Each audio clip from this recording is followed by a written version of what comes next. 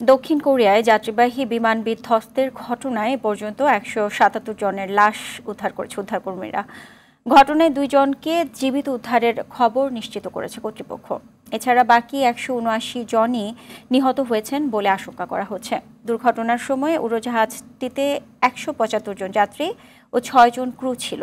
এদিকে উদ্ধার কাজে সর্বাত্মক প্রচেষ্টার নির্দেশ দিয়েছেন দেশটির ভারপ্রাপ্ত প্রেসিডেন্ট চোই সাংমো। বিস্তারিত বিনয়ামিনের রিপোর্টে। রোববার ভোরে দক্ষিণ কোরিয়ার দক্ষিণাঞ্চলে মুয়ান আন্তর্জাতিক বিমানবন্দরে উড়োজাহাজটি বিধ্বস্ত হয়। থাইল্যান্ড থেকে আসা জেজু এয়ারের এই উড়োজাহাজটি অবতরণের সময় ছিটকে পড়ে রানওয়ে থেকে। দুর্ঘটনার সময় উড়োজাহাজে ক্রু সহ আরোহী ছিল ১৮১ জন। এ ঘটনায় এখনো পর্যন্ত ২ জনকে জীবিত উদ্ধার করেছে উদ্ধারকর্মীরা। তবে এ ২ জন ছাড়া আর কেউ বেঁচে নেই বলে আশঙ্কা তাদের। কর্তৃপক্ষ নিশ্চিত করেছে শেষ পর্যন্ত উদ্ধার কার্যক্রম অব্যাহত থাকবে।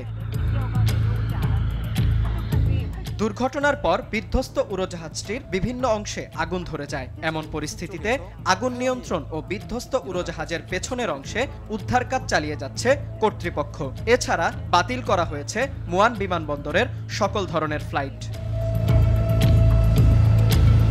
এদিকে বিমানবন্দরের অগ্নি নির্বাপক বিভাগ জানায়, দুর্ঘটনার কারণ এখনো স্পষ্ট নয়। তবে অবতরণের সময় পাখির সঙ্গে সংঘর্ষের ফলে উড়োজাহাজের ল্যান্ডিং গিয়ারে যান্ত্রিক ত্রুটি দেখা দেয়ায় এ দুর্ঘটনা ঘটে বলে প্রাথমিকভাবে ধারণা করা হচ্ছে। চলমান রাজনৈতিক অস্থিরতার মধ্যেই পরিস্থিতি সামাল দিতে চেষ্টা করছেন দেশটির ভারপ্রাপ্ত প্রেসিডেন্ট চোই সাংমো। উদ্ধার তৎপরতা বাড়াতে যথাযথ পদক্ষেপ নিতে নির্দেশ দেন তিনি। এছাড়া মুয়ান বিমানবন্দর এলাকাকে বিশেষ দুর্যোগপূর্ণ অঞ্চল ঘোষণা করে জরুরি বৈঠক ডেকেছেন দেশটির ভারপ্রাপ্ত প্রেসিডেন্ট।